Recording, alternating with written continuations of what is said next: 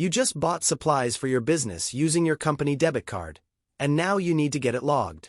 Recording your expenses accurately is the only way to know if your business is actually making a profit, and it keeps your books perfectly clean for tax season. Today, I'm going to show you the fastest way to manually record a business expense in QuickBooks Online. Let's jump right in.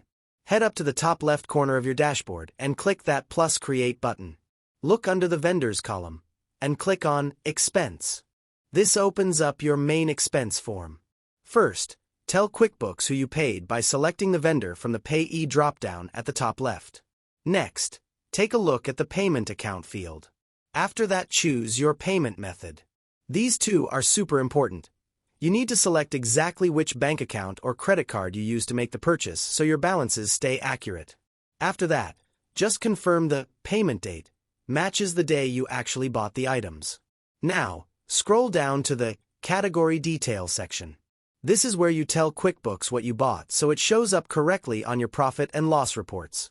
Click the drop-down and select the right category. For example, advertising. Add a quick description for your own internal records, and then type in the exact total amount from your receipt. Here is a quick pro tip before you finish. Look down at the bottom left corner for the Attachments box. This is the perfect place to drag and drop a picture or PDF of your actual receipt. If you ever need to look back at the transaction or if you get audited, having the receipt attached directly to the expense is an absolute lifesaver. Once your total matches your receipt perfectly, head over to the bottom right and click Save and Close. Your expense is officially logged, your bank balances are updated, and your books are ready to go.